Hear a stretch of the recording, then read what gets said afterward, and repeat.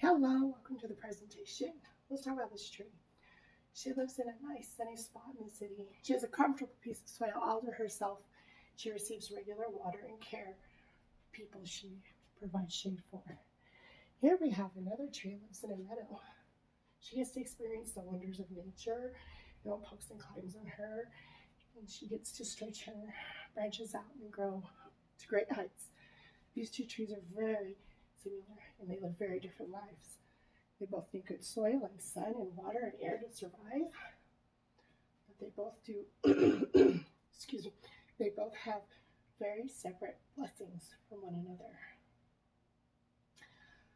So let's go ahead and let's look at tree number one. We'll call it Parker. Parker, the day of the life of Parker is interesting. She gets water 3 times a week, not a problem. She gets to always have good soil, their maintenance, they care for her soil, they take care of her quite well. And she has plenty of time and in the sun.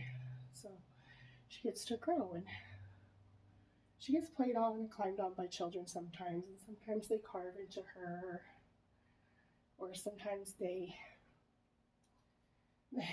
break her branches. You know, it's a fun life, but it's definitely a challenge. Okay, so let's look at tree number 2.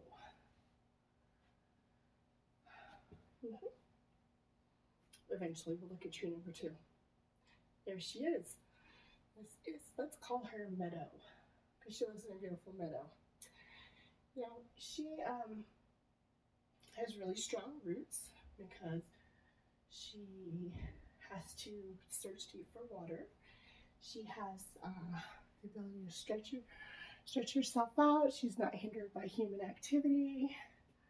She has squirrels that live in her branches, and they play. Sometimes the deer come and they rest under her shady branches. She lives a nice, peaceful, quiet life away from humans. Sometimes she's thirsty, but it's okay. You know, that happens in life.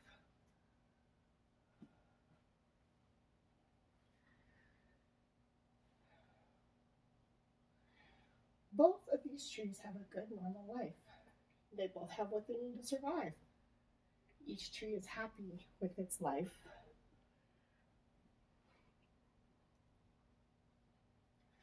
So I was just wondering, how is it that Parker can be happy even though she is often climbed on and broken and carved into?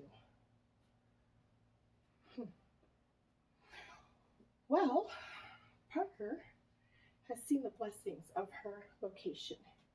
She sees the care the humans give to her to ensure that she never goes hungry and that she always has food and water. She enjoys watching the children and the people who live around her play and fall in love and learn. And she watches and she feels like she's just in a great circle of giving with everybody. She's definitely happy in her life. So, Meadow is happy as well, even though sometimes she is lonely and thirsty, and she has to struggle to get water sometimes. But Meadow sees the blessings of having strong roots to seek out water for her, and those strong roots also help keep her anchored to the earth while she's being tossed about in the winds. And so she loves it when the baby squirrels learn to climb and play in her branches. What is different about Parker and Meadow is also the same. They both have been given a life to live. Each one has different blessings and challenges. The main reason Parker and Meadow are happy is that they can see the blessings that they receive, and they don't compare themselves to others and talk about what they may be missing. We can find happiness when we look for the blessings in our lives. We can cultivate an attitude of gratitude. Yes, we can. There's some simple steps we can follow to make this happen. 6, in fact. First, grateful thinking promotes the savoring of positive life experiences. You have things in your life that you love and they bring you joy. There can also be a problem. Puppies chew up stuff. We love them, but they chew up stuff. They can be a challenge, but they bring you happiness. Has there been a challenge in your life that has also been a blessing?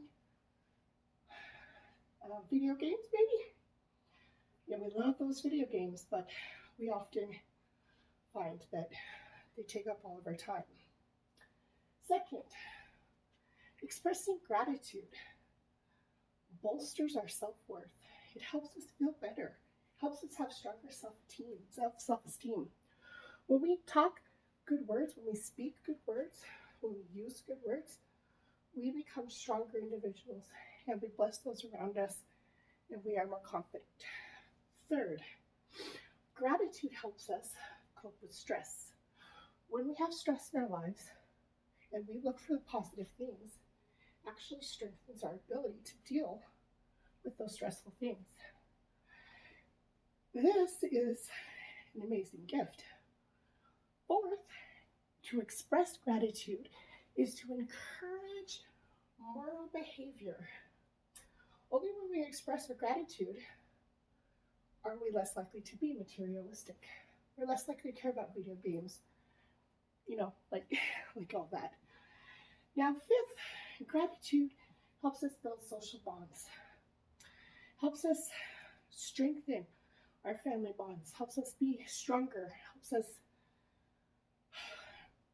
find happiness in one another, find joy, find gratitude, find love. So speaking kindness strengthens our social bonds, helps us be better people, be better to one another, kinder individuals. Excuse me. Sixth, we can express our gratitude. If you look in the mirror and you see a hideous beast, I do sometimes, because I compare myself with others. But if I stop and I'm genuinely thankful for what I've been given, I don't see that. I don't see that beast. I see a beautiful woman who is a blessing to those in her life. And we can use this to better our lives.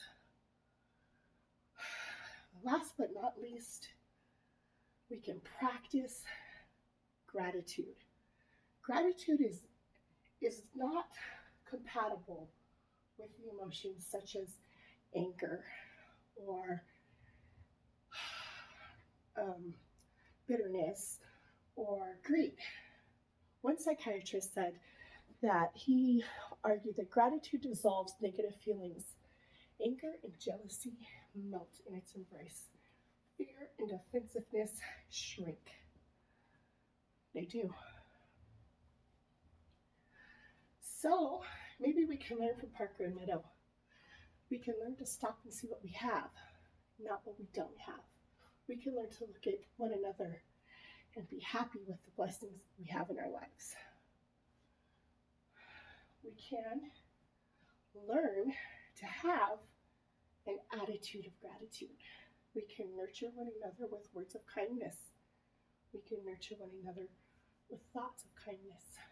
We can make the world a better place.